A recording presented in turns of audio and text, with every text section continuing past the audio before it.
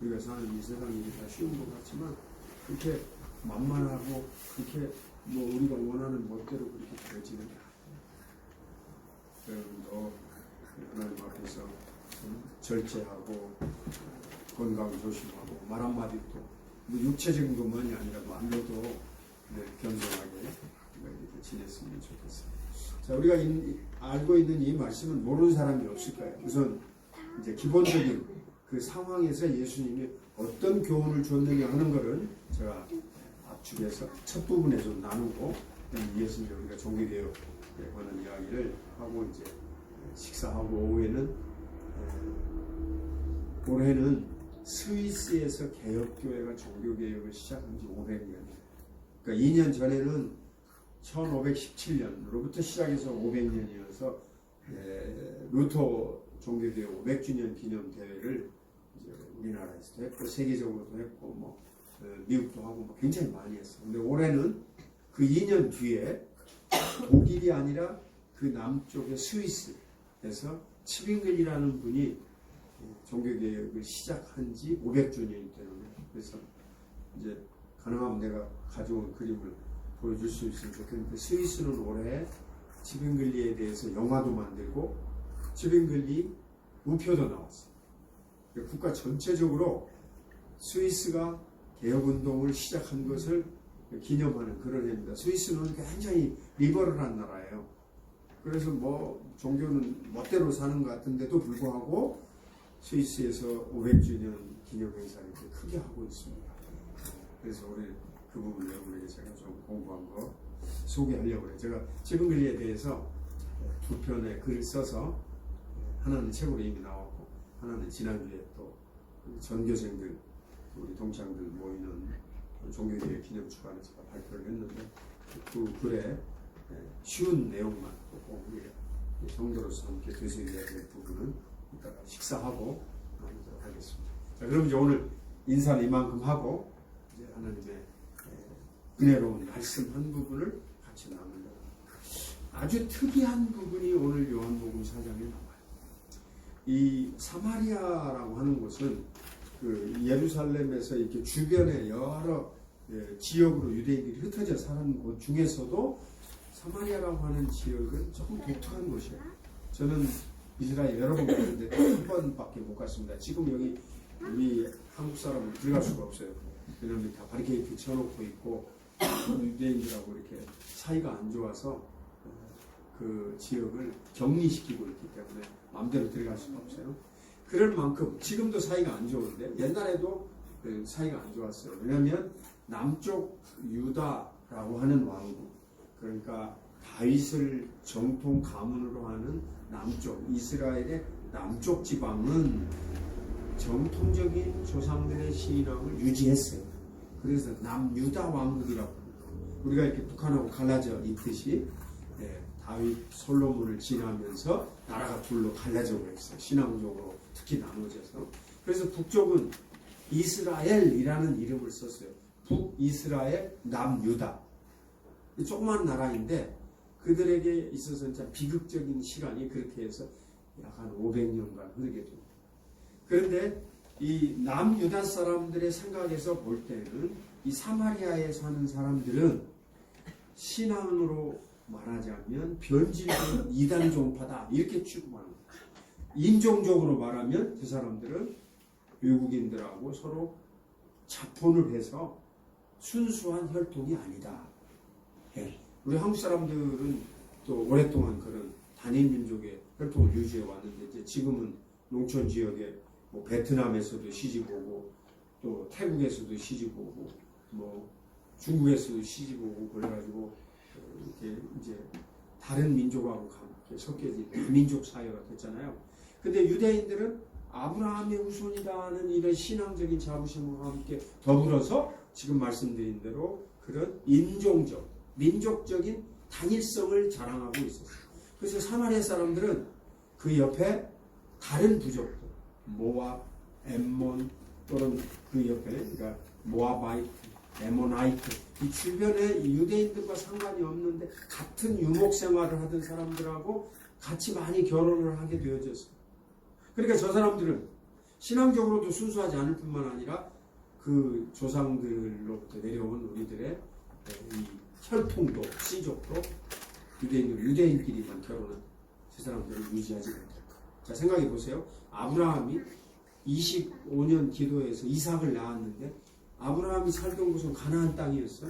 근데 아브라함이 자기 아들 이삭을 위해서 자기 몸 종을 보내가지고 저 고향 땅 하란 땅으로 가서 옛날 자기가 살던 그 갈대아 우르에서 자기 친족을 데려다가 아들 이삭의 부인을 삼았잖아.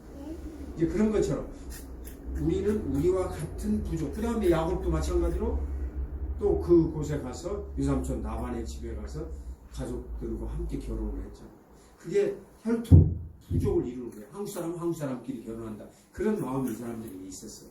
근데 사마리아 사람들은 그런 이 민족적인 혈통 보존 의식이 없는 사람. 그러니까 한국 사람이 저 만주 사람하고도 결혼하고, 한국 사람이 일본 사람하고도 결혼하고, 한국 사람이 중국 사람도 결혼하고. 이제 지금이야 열린 사회였지만은 옛날에는 그러지 못했다. 그래서 같이 그 지역 사람들하고 교류도 하지 않고 서로 혼인도 하지 않고 그 다음에 신앙적으로도 그들을 경멸했다는 말이죠. 그런데 그곳에 예수님이 가셨다. 오늘 읽어본 걸 보면 예수님 제자들이 동네에 이렇게 먹을 것을 구하러 갔다. 그렇게 소개가 되고 있어요. 그 형편이. 그 말은 뭔 말이에요? 이 야곱의 우물이라는 곳이 있는데 동네로부터 상당히 멀리 떨어져 있어요. 그러니까 이 우물은 주로 동물들이 목이 메말랄 때 갈증을 해소하는 물이에요. 동네 사람들은 동네 근처에 있는 샘을 쓰지 여기까지 올 필요가 없는 거예요. 동네로부터 멀리 떨어져 있어서 배가 고프면 동네에 가서 먹을 것을 구해야 할 정도로 상당히 깊이 내륙 지방으로 혹은 들판으로 떨어져 있는 곳에 야곱의 우물이 있었다. 자, 이해가 됐습니까? 환경이? 네, 거기에 예수님이 미리 가 앉으셨어요. 그리고 아까 이 7절에 보면 예수님이 야곱의 우물에 먼저 가 앉아 계셨어요. 그런 상황에서 기다렸다는 듯이 누구를 기다렸어요? 예수님이? 이 사마리아에 있는 그 여자가 물동이하고 물을 길을 두레하고 두레방하고 같이 가지고 왔다. 그런데 여기 이제 성경을 보면 시간도 기록이 되어져 있어요. 오늘날 시간으로 하면 낮 12시에서 2시 사이. 그러니까 한낮에 동네에서 멀리 떨어져 있는 들판에 있는 우물에 물을 기르러 왔어요. 이 여자는 무슨 이유였을까요? 동네에도 우물이 틀림없이 있습니다. 근데 거기에 물 들어가지 않았어요. 그럼 무슨 일이에요? 다른 사람을 피하는.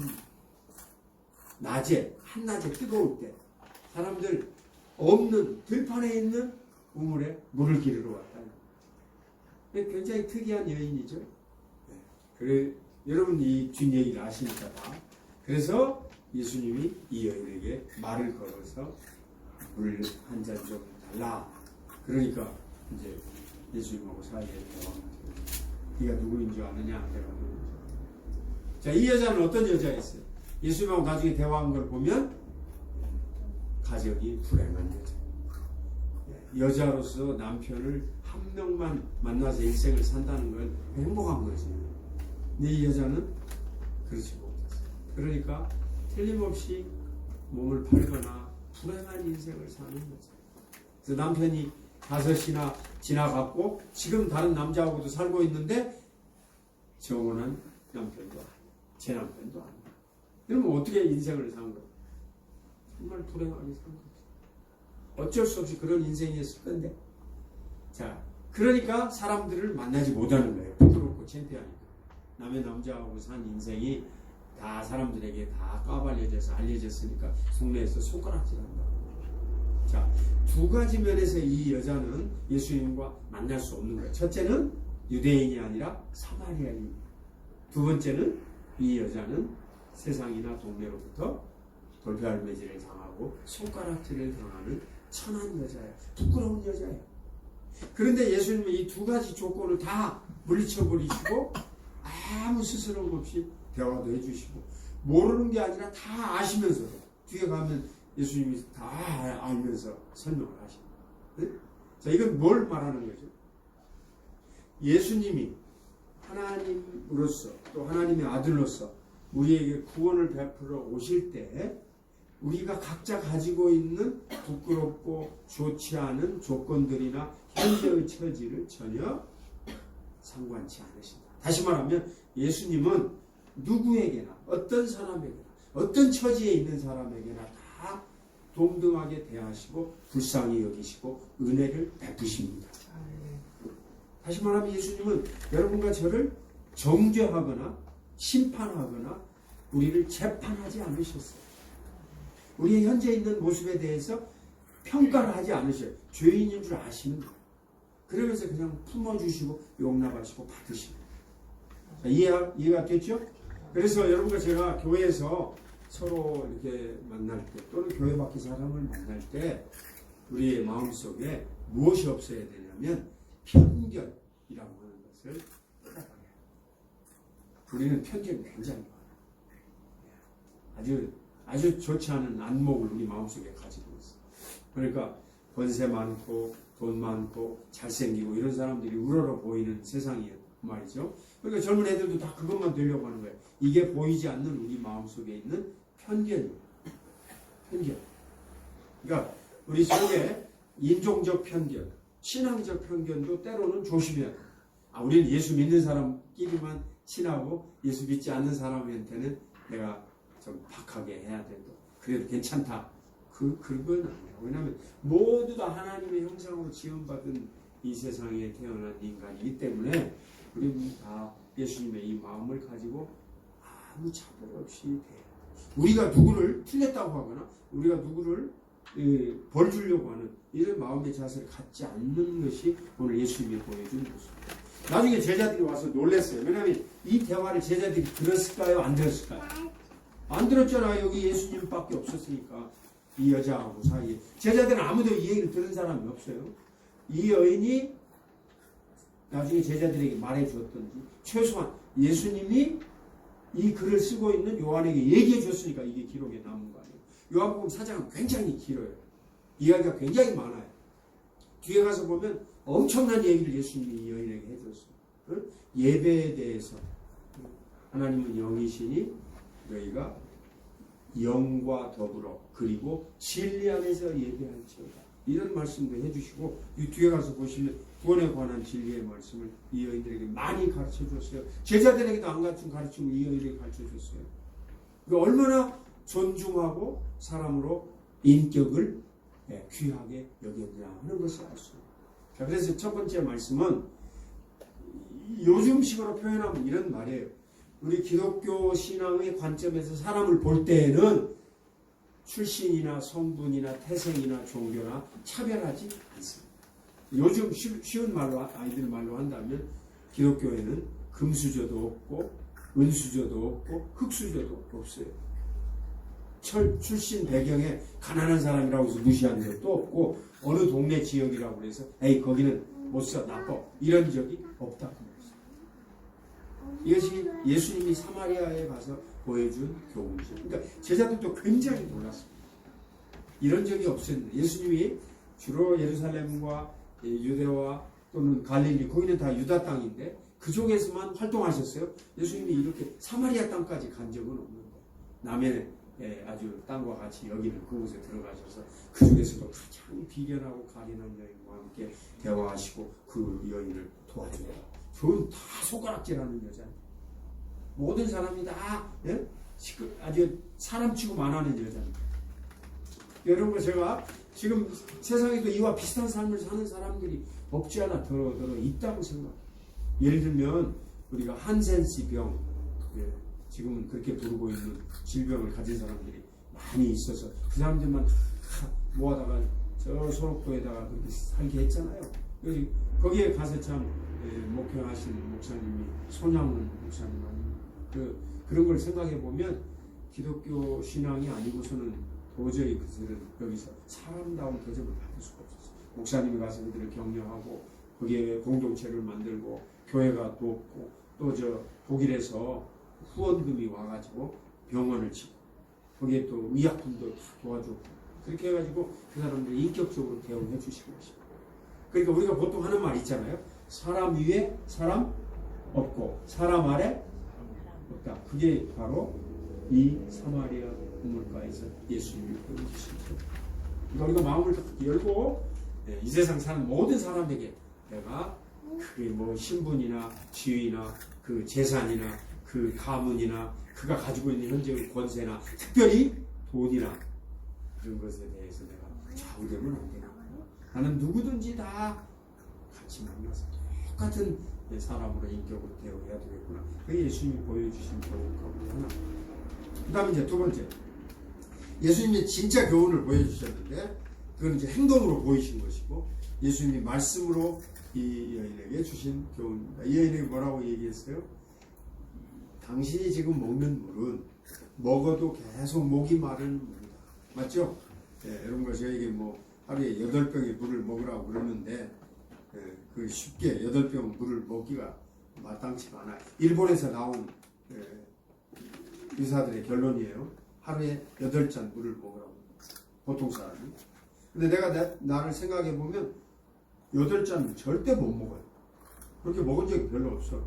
왜냐면 제가 강의를 하면 학생들이 저 물병 하나를 주거든요. 먹으라고 이렇게 앞에다 갖다 놓고 목마르고 그것도 내가 한나절에 먹은 적이 거의 없어요. 그러니까 많이 먹어봤자 2병 먹고 근데 8병을 먹으라고 우리의 몸에 그렇게 중요한 요소예요. 그렇지만 예수님은 우리 육신을 위해서도 물이 중요하지만 더 중요한 요소가 있다고 여기 설명하십니다. 그게 뭐죠? 우리에게 주시는 영생의 물. 여기에 영원하도록 솟아나지 않는 샘물이 있겠다. 그것은 성령으로 말미암는 축복. 성령님의 임재와 교통. 이게 영생의 샘물의 내면에 해당하는 그 본질을 설명합니다. 자, 저를 따라서 해보세요. 영생은 영원한 생수는 성령님이다. 성령님은 보이지가 않아요. 안 보이셔서 여러분과 제 안에 임재하고 계시지만 쉽게 느껴지죠. 그러니까 내가 너희에게 주는 물은 그 물을 마시면 영원한 샘물이라 이렇게 말했는데 예수님이 여러분과 저에게 주시는 그 영원한 샘물의 본질은 누구라고? 성령님. 오순절날 사람들에게 쏟아부어 주셨고 그 이후로 온 우주에 충만하셔서 우리의 마음과 생각과 감정과 뜻을 주장하시는 분이죠. 이분이 성령. 근데 그 성령님은 어떻게 역사하시느냐? 말씀과 함께 우리에게 역사. 그걸 잊어버리면 안 돼. 성령님은 기분파가 아니에요. 여러분과 나를 뭐 우쭐거리게 하거나 오만하게 하거나 우리를 뭐 자랑스럽게 만들거나 하는 우리의 개인적인 감정이 아니에요. 성령님은 하나님이시라고. 성령님은 그래서 제가 계획주의 성령론이라는 책을 썼는데 성부, 성자, 성령이 인격이 다 똑같으셔요. 같은 분. 의의 영이시고 진리의 영이시고. 그래서 바른 판단을 하게 하시는 일은 성령님이 하신 거예요. 그렇지 않은 구분 생각, 잘못된 왜곡된 결정이나 판결을 내리게 하는 것은 사람의 생각입니다. 그러니까 우리가 가지고 있는 아주 균형 잡힌 바른 생각은 다 누가 주시냐면 하나님의 영이 내 안에 머물면서 나를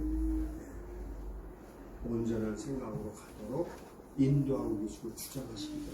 이거를 성령님의 임재라 그렇게 말합니다. 그럼 그 성령님이 어떻게 여러분과 저 안에서 임재하시고 역사해? 다른 말을 하지 않으셨어요. 예수님. 내 말이 너희 안에 거하면 그랬어요. 내가 너희에게로 들어가서 너희와 함께 더불어 먹고 너희는 나로 더불어 먹고 내 말이 너희 안에 거하면. 예수님의 말씀. 예수님 우리에게 해주신 말씀. 근본적으로 무슨 말씀이었죠?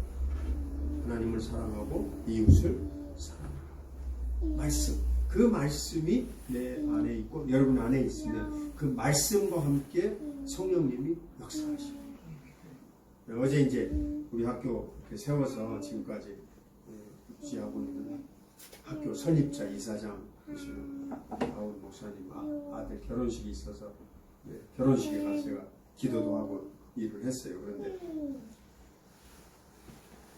뭐 우리 그 설립자 나온 예사장님 평소에 저보고 하는 얘기가 그 장인 되시는 분이 재산이 많으셔서 장모님에게 줬고 지금까지 학교를 위해서 쓴 돈이 100억 원이 100억 원. 안 넣고요. 그런데 뭐 국제신학대학은 대학교고 한국의 최고의 대학도 아니고 뭐 전 세계에 내놓으면 더군다나 초라하잖아요. 근데 그 가정에서 내놓은 돈이 100억 원이었어요. 참 큰 돈이었죠. 근데 그걸 위해서 이제 하나님이 참 아름다운 마음을 갖고 사용하게 하신 거죠. 그 100억 가지고 회사도 지을 수 있고 뭐 자기 나름대로 빌딩도 사가지고 더 부자도 될 수 있는데 주의 종들을 키우는데 내가 이 남은 재산 바치고 가야 되겠다. 돌아가신 그 장모님이 권사님이시었고 기도를 많이 하십니다.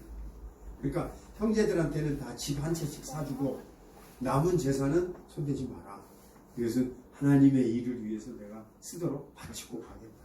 그래서 학교를 세우신 거예요. 그런데 어제 내가 그 결혼식장에서 내가 주례도 제가 해보고 뭐 우리 딸도 결혼하고 그랬지만 그 결혼식장에서 더욱 느낀 게 뭐였냐면 사랑이라고 하는 것이 뭘까? 사람들은 정말 모두 다 사랑에 목말라하고 있는데 그 참된 사랑을 어디서 찾을 수 있어? 응? 이렇게도 이혼하고 저렇게도 깨진 가정들이 수없이 많이 있죠.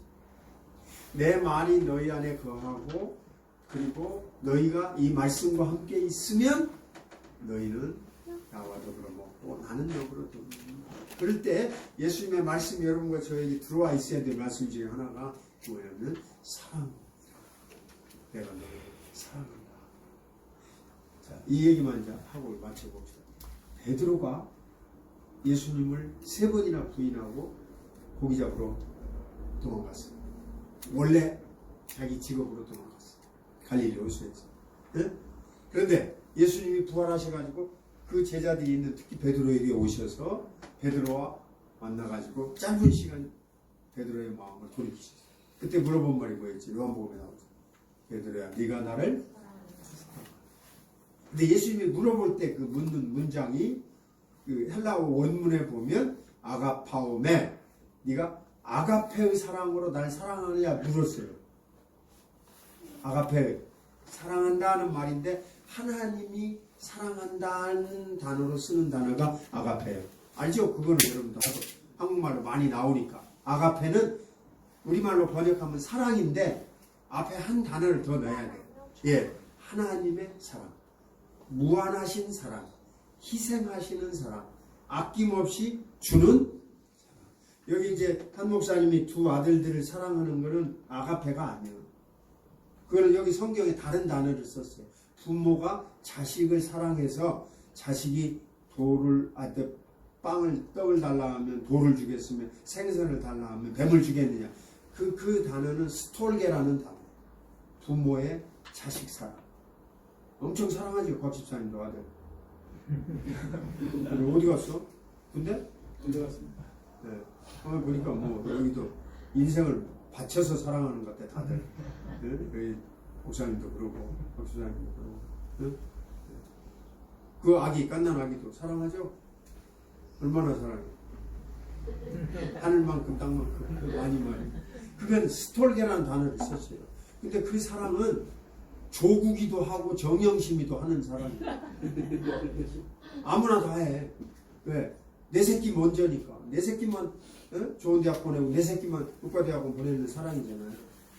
그건 참된 사랑이에요. 그건 부모가 자식을 위한 사랑. 이해를 가지만 그게 의로운 사랑은 아니야. 근데 예수님이 사랑하라고 말할 때 베드로에게 물었던 말, 아가페의 사랑이었다. 그러니까 베드로가 두려운 거예요.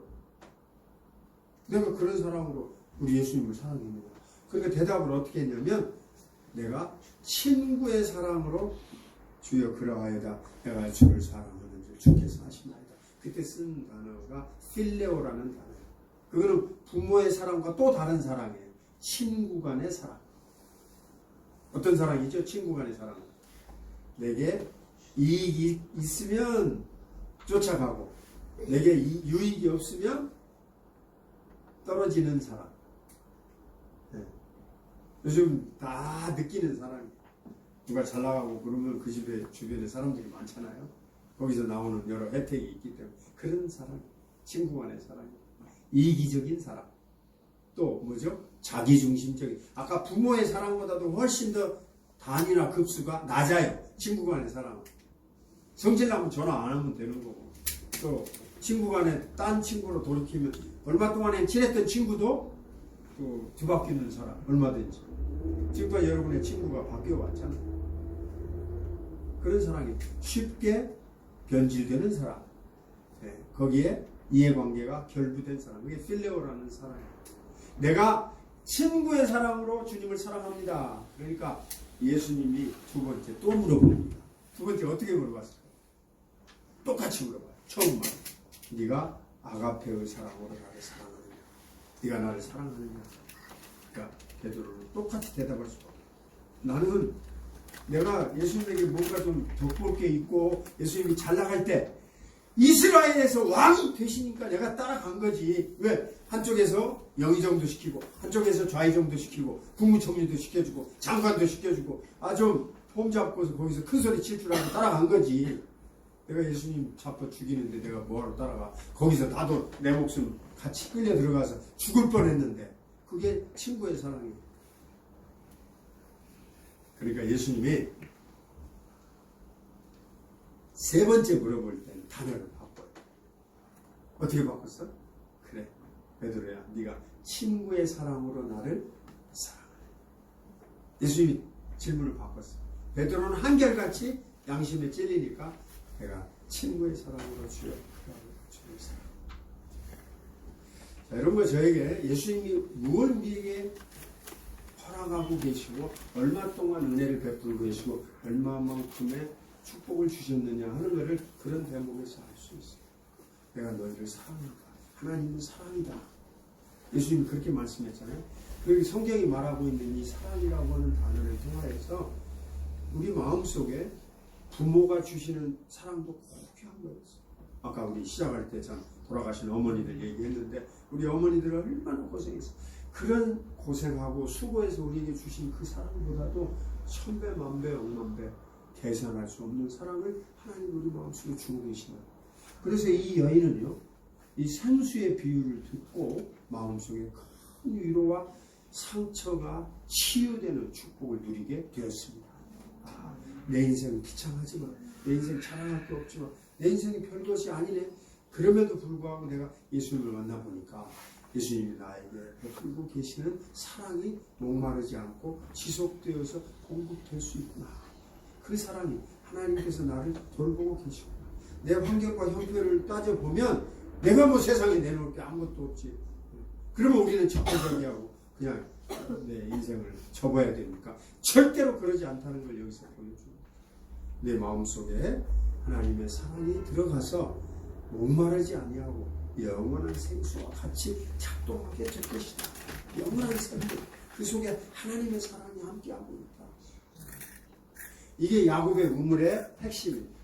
하나님이 아브라함을 사랑하고 이삭을 사랑하고 야곱을 사랑했고 그 약속을 변하지 않았다는 게 이 야곱의 우물이라는 곳에서 모든 사람들이 느끼는 거예요. 우리 조상 수천 년 전에 여기서 이 우물을 통해서 양떼를 키우고 굶지 않고 헐벗지 않고 잘 살아왔다. 하나님이 우리를 지키고 계신다. 우리 조상에게 해주었던 언약, 약속이 바뀌지 않고 함께하고 있다. 여러분, 우리가 노력한다고 되는 게 아니란 말이에요. 노력을 하지 말자, 노력을 안 해도 된다는 말이 아니라 이 인간은 그걸로 되는 게 아니고 이 야곱의 우물이 보여주는 것과 같은 하나님의 인도하심, 하나님의 돌보심, 하나님의 형통케 하심, 하나님의 언약과 함께 우리가 살 수 있는 줄로 믿으시기 바랍니다. 그래서 이 야곱의 우물에서는 가장 가련한 여인이 그 은혜를 체험하고 그의 인생이 다시 재충전받고 치유를 받아서 새로운 인생으로 나아갈 수 있게 되었어요. 오늘 아침 여러분 모두 현재 있는 내 처지에서 감사하는 마음을 가지시기 바랍니다. 하나님 앞에 정말로 마음속에 나는 감사합니다. 나는 만족합니다. 나는 기쁩니다. 내가 현재 있는 여기 이 처지에 내가 하나님으로부터 풍족하고 충만한 사랑을 받고 있습니다. 하나님 앞에 우리가 그런 마음을 가지고 나아가며 이 야곱의 축복, 야곱의 의무를 기억하시고 늘 승리하는 저와 여러분 되시기를 주님의 이름으로 축원합니다. 아멘.